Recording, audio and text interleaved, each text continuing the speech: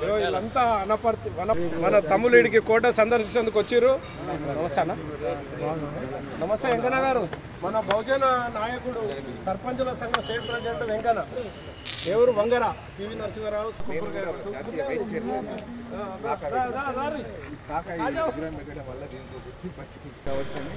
వందే మాత్రం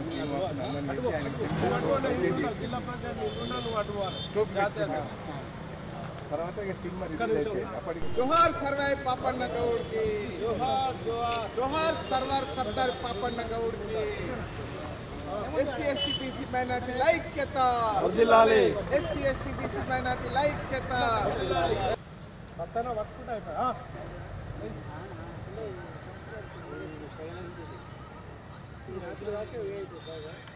జోహార్ సర్దార్ సర్వాయి పాపన్నకి, జోహార్ సర్వాయి సర్దార్ పాపన్నకి, జోహార్ సర్వాయి సర్దార్ పాపన్న గౌడ్ కి, జోహార్ తెలంగాణ అమర వీరులకి. వాళ్ళ పడ్డాయి సురేష్ భాయ్ పడాలి. మీరు లేట్గా వచ్చిన గాయత పనిష్మెంట్ 10:30 వేయాలి, 12:30 ప్రోగ్రామ్ 10:30 కంప్లీట్ కావాలి.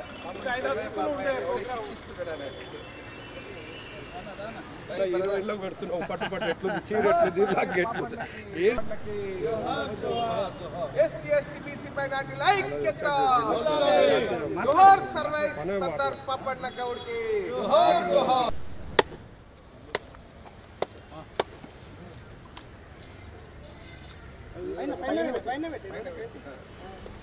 జోహార్ సర్వాయి పాపన్నకి,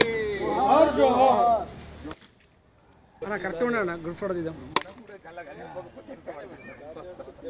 జోహార్ సర్వాయి సర్దార్ పాపన్న గౌడ్ కి, ఎస్సీ ఎస్టీ బీసీ మైనార్టీల ఐక్యత, ఎస్సీ ఎస్టీ బీసీ మైనార్టీల ఐక్యత, గౌడ సంఘాల ఐక్యత, జయంత్ గౌడ్ గారి నాయకత్వం, పరిటాల రవి గారి నాయకత్వం.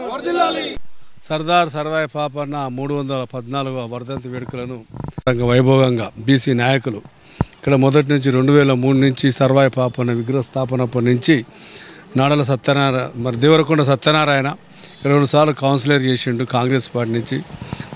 రామన్న గౌడు జాతీయ నాయకుడు, తీగల రామన్న గౌడు జాతీయ నాయకుడు, పరిటాల రవి గౌడు, మరి వంగర సర్పంచ్ వెంకన్న వంగర సర్పంచ్ మాజీ సర్పంచ్ వెంకన్న, మరి సర్పంచులు ఎంపీటీసీ జెడ్పీటీసీల సంఘానికి ఆయన అధ్యక్షుడిగా ఉన్నాడు.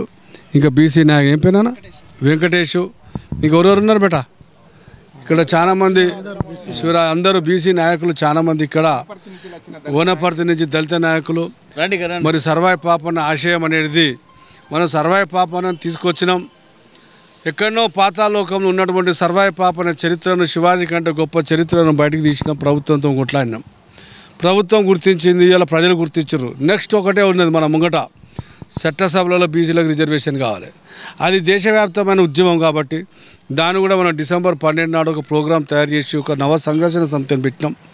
దాన్ని కూడా సర్వాయి పాపన్న కోసం ఎట్లయితే త్యాగం చేసినామో 20 సంవత్సరాలు భారతదేశంలోని 28 రాష్ట్రాలు కూడా మనం అందరం తిరిగి మనం మొన్ననే పివి నరసింహారావు ఊర్లే మన వంగర మాజీ సర్పంచ్ వెంకటేష్ వాళ్ళ నాయకత్వంలో మనం అక్కడ దిగ్విజయంగా చట్టసభలలో బీసీలకు రిజర్వేషన్ మాజీ ప్రధానమంత్రులు చేసినాం. ఇక్కడ రావి నారాయణ రెడ్డి బొల్లెపల్లిలో ఆయన గొప్ప నాయకుడు, ఆయన ఊళ్ళో చేసినాం. అక్కడ ఇబ్రాహీంపట్నంలో చేసినాం. నెక్స్ట్ అంబేద్కర్ ఊర్లో చేయబోతున్నాం, శివాజీ ఊర్లో చేయబోతున్నాం, భగత్ సింగ్ ఊర్లో చేయబోతున్నాం, ఇందిరాగాంధీ ఊర్లో చేయబోతున్నాం, మహాత్మా గాంధీ ఊర్లో చేయబోతున్నాం, జ్యోతిరావు పూలే ఊళ్ళో చేయబోతున్నాం. ఇక భారతదేశం వ్యాప్తంలో 40 మంది మహానాయకుల ఊర్లలో మనం ఓపికతోటి నిరాదీక్ష చేసి గ్రామాన ప్రతి జిల్లాలో కూడా ప్రతి భారతదేశంలో 543 పార్లమెంట్ సీట్లు తిరిగి అక్కడ మన సంఘం స్థాపించి రాబోయే పార్లమెంట్ ఎన్నికల్లో మనమే ఎలక్షన్ వాడా ఇస్తారనే గ్యారెంటీ లేదు. రిజర్వేషన్ ఇస్తే 400 పార్లమెంట్ సీట్లు ఇవ్వాల్సి వస్తుంది ఇయ్యరు కాబట్టి ఎన్నికల ద్వారానే రాజ్యం సాధించామని ఒక కాంక్ష ఉంది నాకు. నేను సీనియర్ మోస్ట్ లీడర్, అనుభవంతో చెప్తున్నా. ఇది అల్లా టప్ప సబ్జెక్ట్ తీసుకోలేదు, ఎవరు ఇయ్యరు. ఇది ఎన్నికలలో మనం గెలిచి 400 సీట్లు గెలిచి రాసుకునే పంచాయతీ పెట్టినాం తప్ప వాడోడు నరేంద్ర మోడీ గాడు ఎల్లుగాడు పులిగాడు ఎవడు ఇయ్యడు. వాళ్ళందరూ ఆర్ఎస్ఎస్ కబంధ హస్తాలలో ఉన్నారు. కాంగ్రెస్ పార్టీ ఇయ్యదు, ఎవరు ఇయ్యరు. ఉత్తు ముచ్చట్లు అవన్నీ అరిచేతిలో బెల్లం పెట్టి మోచేతో నాకిస్తారు వాళ్ళు. మీరు వీర సైనికులుగా పోరాట యోధులుగా భువనగిరి నుంచి మనం ప్రారంభమయ్యి భారతదేశ వ్యాప్తంగా మనము నికార్సైన బహుజన నాయకులుగా ఉండి ఎమ్మెల్యే టికెట్లకు ఆశ చూపితే, ఎంపీ టికెట్లకు ఆశ చూపితే, ఎమ్మెల్సీ టికెట్లకు ఆశ చూపితే పోకుండా మనం ఒక 10-15 సంవత్సరాలు దీని మీద పనిచేస్తే ఖచ్చితంగా ఎన్నికలలో గెలవాలి తప్ప ఎవడో ఇస్తే అడుక్కునే స్వభావం సర్దార్ పాపన్నది కాదు. మనం కూడా అడుక్కునే స్వభావం కాదు. మనం ఎన్నికలలో నిలబడాలంటే గ్రామాన 28 రాష్ట్రాలలో మనం బేస్ తయారు చేయాలి. కేసీఆర్ లెక్క ఒక్క తెలంగాణ గురించి కొట్లాడి 28 రాష్ట్రాలలో నేను పార్టీ పెడితే బతికిందా? కుప్ప కూలిపోయింది. ఎప్పుడైనా అది జాతీయ పార్టీలకే సాధ్యం, ఒక బీజేపీకే సాధ్యం, ఇప్పుడు ఉన్నది కాంగ్రెస్కే సాధ్యం. కానీ అలాంటి నాయకత్వాన్ని బహుజనుల కోసం మనం పనిచేసినప్పుడే మనం బహుజనులను అందరూ భారతదేశంలో ఉన్న 100 కోట్ల మందికి సంబంధించిన పంచాయతీ పెట్టినాం. ఏదో ఒక భువనగిరి పార్లమెంట్ గెలవాలంటే రేపు నామినేషన్ వేసి గెలిచే దమ్ము ఉన్నది, ఇక్కడ గెలిచే దమ్ము ఉన్నది. అయినా ఎందుకు చేస్తలేము? ఇంకా అలాంటి నాయకులను చాలా మందిని కార్యోన్ముఖులను చేసి గెలిపించుకోవాలి తప్ప నేను కొన్ని ఎమ్మెల్యే అయ్యో ఎంపీ పార్లమెంట్ ఉద్ధరించేది ఏం లేదు ఇక్కడ.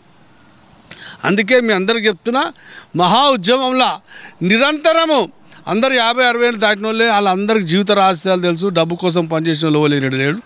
సమస్య కోసం మనం పనిచేద్దాం. నాకు అది చాలా సంతోషంగా ఉంది.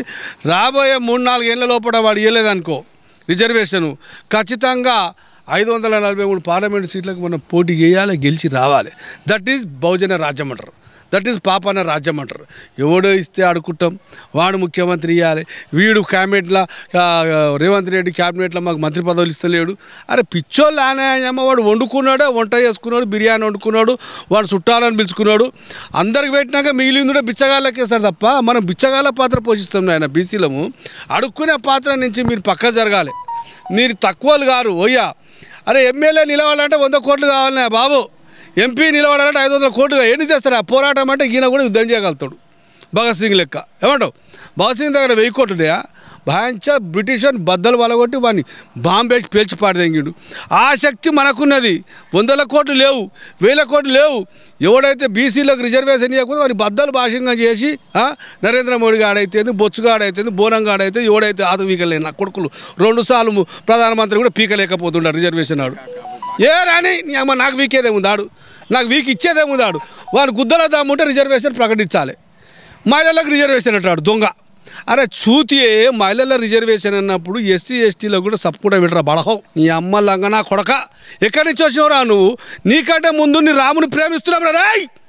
రాముడు నీ అయ్య జాగిరి కాదు, మా అయ్య జాగిర్రా, మా అందరు జాగిరి. అది నువ్వేంద్రా పెత్తనం? మా కవిత లెక్క వచ్చి బతుకమ్మ కాడ పెత్తనం తెంగినట్టు కవిత వచ్చి బతుకమ్మ కాడికి వచ్చి బతుకమ్మలు ఆడుతుంది. ఆమె బతుకమ్మలు నేర్పిస్తుంది. ఇప్పుడు ఏమైంది ఆఖరికి వస్తే? నా కొడకల్లారా, మీరు రాముని పేరు మీరు కాదురా, మీకంటే ముందు కాదు మేము దేశభక్తులం.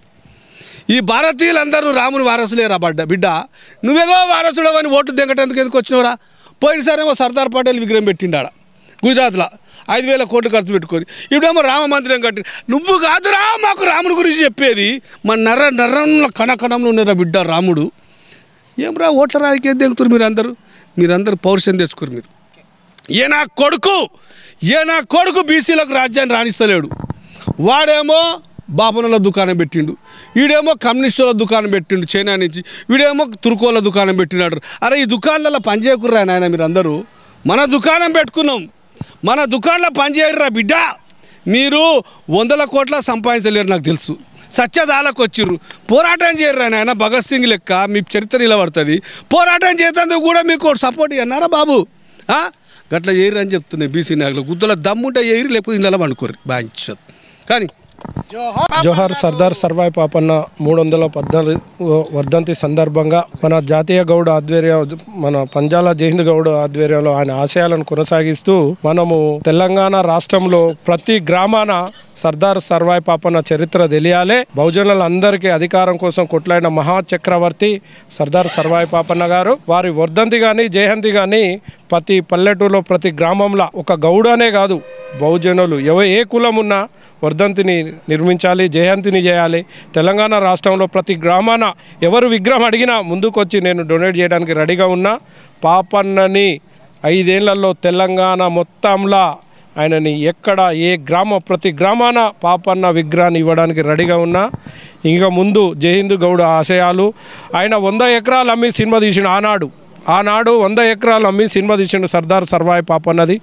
అలాంటి మహా వ్యక్తులు ఎమ్మడి మనం పోరాటం చేయాలి. ఇంకా ముందు బీసీల కోసం చట్టసభలో న్యాయం కోసం గుంజుకుంటూనే వస్తుంది మనం. కానీ కొట్లాడకపోతే అయ్యా అప్ప మాది మాకి అంటే ఎవడియాడు. మనకొచ్చే భాగాన్ని ముందు నడిచి మనం వీరుల్లాగా పోరాడి ముందుండి గుంజుకుందాం.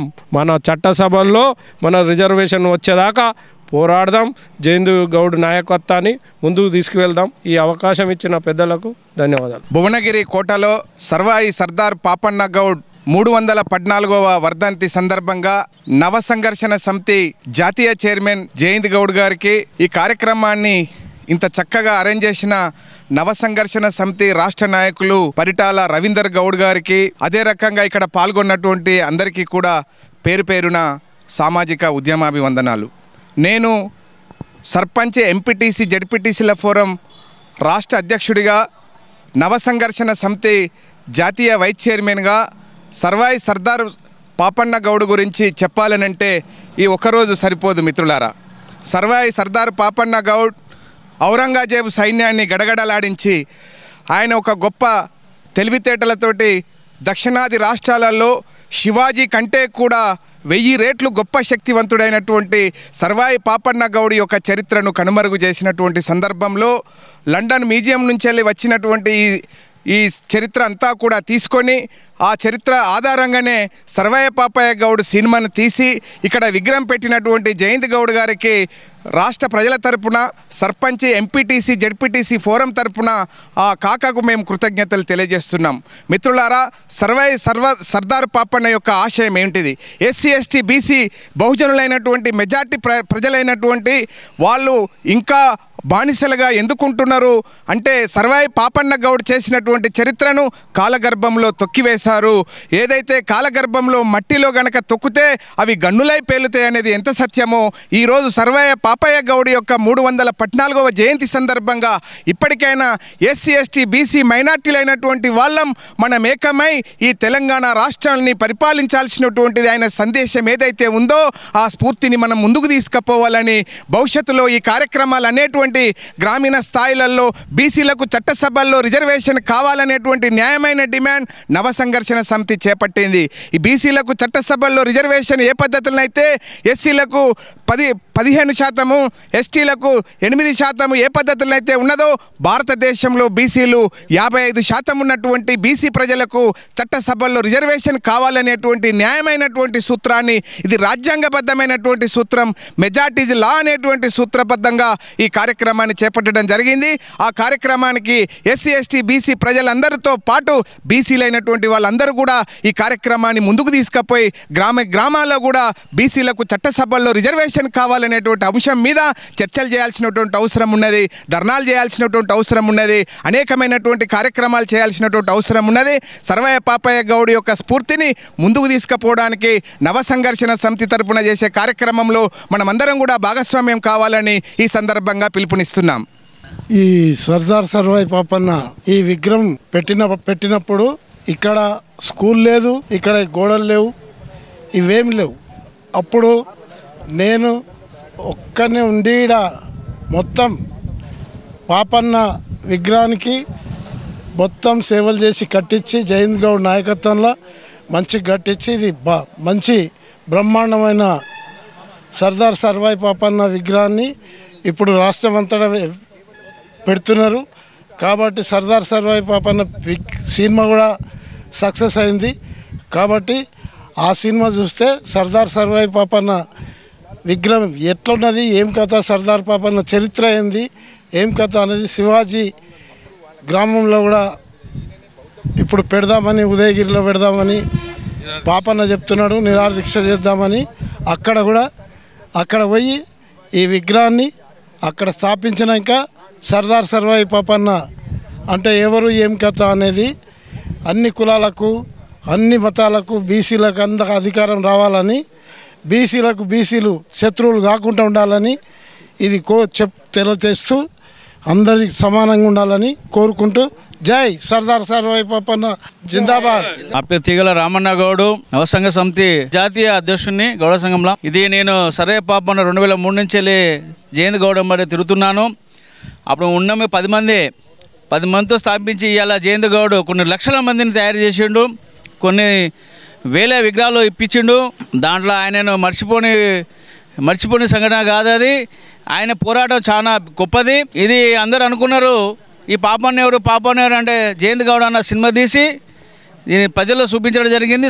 సినిమాతో పాటు ప్రజాసేవ చేయడంతో జరిగింది. పాపన్న విగ్రహాలు పెట్టి ఉత్సవాలు పెట్టి ఎన్నో చేసింది. తెలంగాణ ప్రభుత్వాన్ని చూద్దా పోరాటం చేసి అధికారికంగా దీన్ని ఉత్సవాలు జయంతులు చేయడం జరిగింది. ఇప్పుడు చూద్దా కాంగ్రెస్ ప్రభుత్వం చూద్దా ఈ యొక్క ఉత్సవాలు వర్ధంతులు చేయాలి, అది వాళ్ళ బాధ్యత. ఎందుకంటే మహనీయుడు ఈయన మహనీయుని వెలుగు తీసుకొచ్చి ఇంత చేయడం జరిగింది.